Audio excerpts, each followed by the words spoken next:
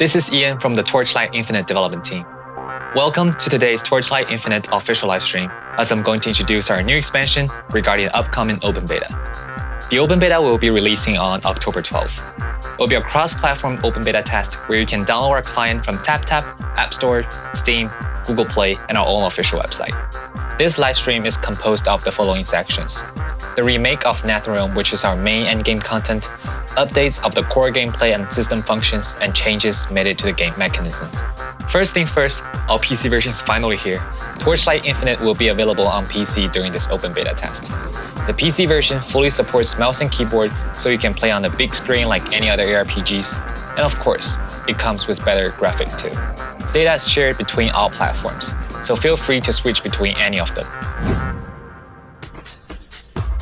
Now let's get into our core system, the remake of Netherrealm.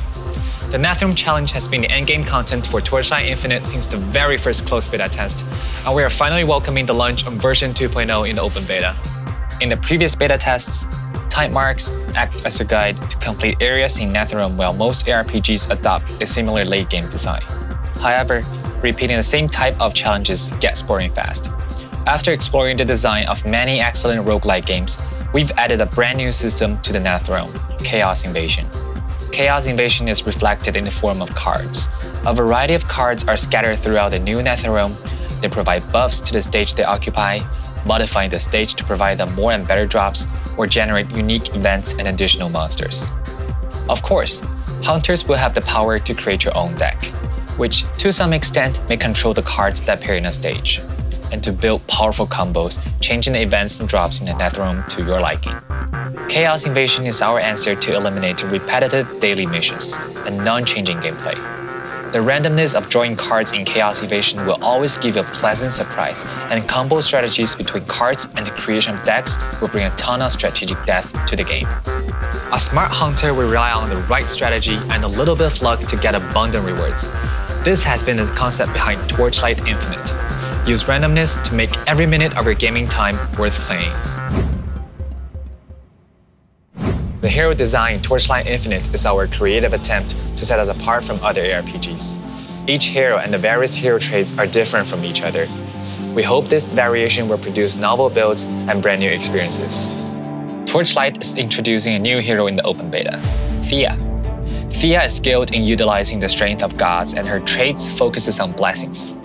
With blessings-related talents or affixes, such as increasing maximum blessing stacks, Thea can use her skill as a medium to continuously obtain and consume blessings, giving her powerful buffs in every source. With blessings as the theme, Thea can utilize any path of development. Attacks or spells, Thea can do it all. In addition, we will be releasing the second hero trait for Yoga, Time Elapse. Unlike the first hero trait, which focused on summoning illusions to unleash core spells, Time Elapse focuses on damage over time. Yoga's new hero trait brings considerable bonus to damage over time. He even has the ability to manipulate time by temporarily stopping the damage and then unleashing it on larger scale. Combined with the new changes made to the game mechanism about damage over time, which will be introduced later on in the stream, we are certain you will be able to create plenty of builds that have never been seen before and create a brand new experience for yourself in the open beta. Gears and skills are one of the most important aspects of Torchlight. It is time to show you guys what we've done in the past few months since our last closed beta test. In the previous test, we showcased one of the most diverse libraries of affixes. And in the open beta, we've rebuilt the entire libraries of affixes. We have added even more special affixes, so you have the tools to better create specific builds. For example, to improve the performance of Demolisher skills, we have added affixes for weapons and helmets that provides additional damage and increase the charge recovery rate. In line with that, we have adjusted the setting and affix distribution in Amber. Amber types have been updated so that the value of Ambers that are of the same rank is more balanced. Apart from that, the base affix of gears have been redesigned as well. Base affix now covers even more special mechanics, and the range of possible outcomes is more diversified. In addition, gears from certain area of Netherrealm will provide unique and even better bonuses to base affix. In the middle and late game, high-level gears with an exclusive base affix will also be part of your surprising adventure. We have made large-scale changes to legendary gears too. Many legendaries that underperformed in the closed beta test has been redesigned for a better mechanics and a greater possibilities. We want to try our best to preserve legendary gears' ability to break through the limit and their uniqueness. So this means you may be able to use legendary gears to create builds that far surpass our original design expectations. It is a unique experience that other games that focus on balancing will never be able to provide. In addition to the modifications we made to rare affixes, legendary gears now cover a great variety of special mechanics as well.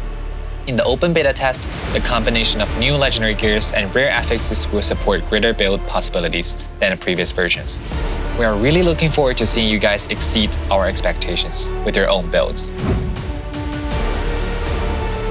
We've added 4 active skill and 8 support skills in the open beta, while optimizing and adjusting over 20 skills.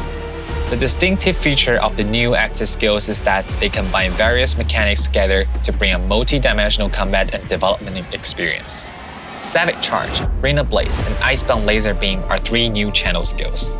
Savage Charge allows movement while channeling and deals great damage when unleashed. It acts as an impact skill and gains bonus from channel stacks and demolisher charges. Rain of Blaze creates multiple projectiles that circle around the character and inflicts damage to monsters at a high frequency once channel stacks are at maximum. Icebound Laser Beam unleashes multiple projectiles that hit enemies at the end of the laser while channel scales are at maximum. These projectiles can deal damage simultaneously and possess a shotgun effect. We have even created a new skill that combines normal projectiles with the barrage mechanic, marked Rain of Arrows.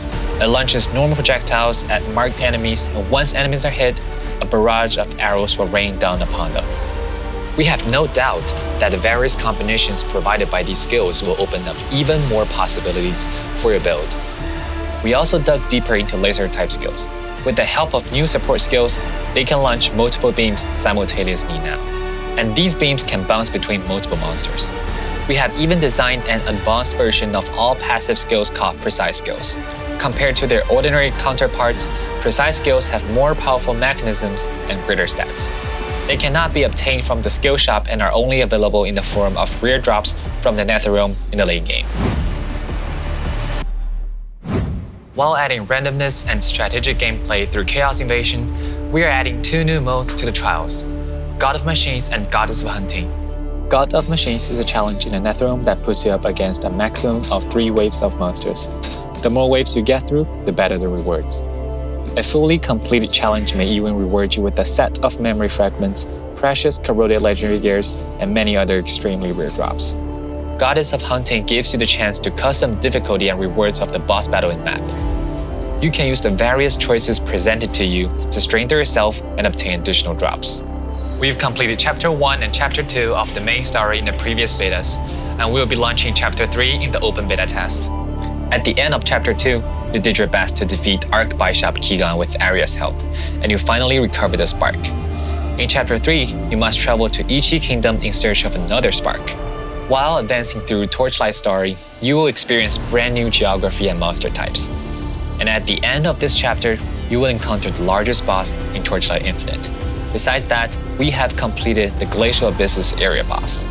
We hope these new dungeons, monsters, and bosses will bring you a richer gaming experience. As always, defeating them will reward you with exclusive and exciting drops. In Torchlight Infinite, pack spirits bring long-term companionship and certain stat improvements. We will be adding a number of pack spirits in the open beta so that more builds can benefit from it. In addition, we've added a season-exclusive pack spirits. For the incoming Dark Surge season, it will provide additional bonuses during Dark Surge. The entire goal for designing this game is for a better gaming experience. We have added a training dummy to the hideout to help you test your character's DPS. You can use it to get a better understanding of changes brought by your talents, skills, and gears, and to pursue the perfect build with ease. An advanced search feature for legendary gears has been added to the trade house. Now it is much easier for you to find legendary gears with highly randomized affixes, like the Embrace of the Dark Surge gloves and the Infinity Belt. The advanced search feature also supports searching through the corroded affixes, so it'll be much easier to find the best dual corroded legendary gears. A new type of Amber has been added, the Truth Amber. Crafting gear with Truth Amber allows a random reset of all affix values while maintaining the gear's affix type and tier. Truth Amber drops mainly from late-game Netherrealm bosses. Prism's affixes has been redesigned as well. You use prisms to get access to challenges with higher difficulties while obtaining much better rewards. The rewards and uniqueness of the high-level prism have been improved tremendously, such as the drop rate of fuels is now doubled. By combining prisms with Chaos Invasion, you now have the chance to obtain much better rewards in a single map than usual. Finally, let's talk about changes for in-game mechanisms. In the previous version, the base damage of element was scaled according to the damage hit. Some bonuses may affect both the hit damage and the element damage at the same time. This design did bring up some strategic depth and possibility to build. However, the characters may end up being either too weak or too strong. As a result, in the open beta, the base value of element damage will no longer be tied to hit damage by default. It will only be affected by affixes or the conversion of weapons or skill damage. We hope this change will make element damage builds easier to understand while creating more space for future possibilities. Dot's performance in the previous version was a bit under satisfaction, mainly due to the lack of space for development. Thus, we have redesigned its two exclusive mechanics, Affliction and Reaping. Affliction has been simplified into a debuff that is applied to a monster when Dot takes place. Affliction will accumulate on the target until it reaches the maximum of 100 stacks, upon which the dot applied to this target will be increased by an additional 50%. Affliction's infliction speed and effects can be improved with affixes. With the new Affliction mechanic in place, Dot will gain a tremendous bonus over time, and this is in line with Dot's design concept of gradual effects. On the other hand, we reworked the Reaping mechanic that provides an instant burst of damage for Dot. Reaping still instantly calculates a certain period of time's worth of dot, but unlike its focus on the highest dot in the previous version, you will be able to reap all effective dot at the same time. Therefore, the timing for reaping matters now.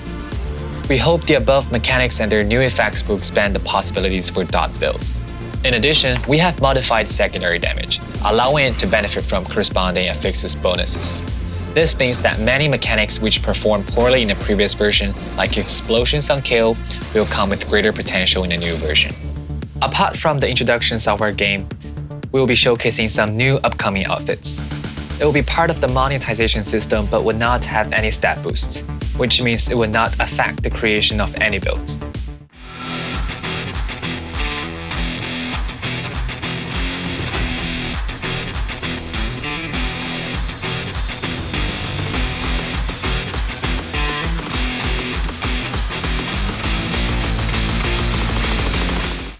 Thank you everyone for being here with us today. I will see you in the next one. Peace.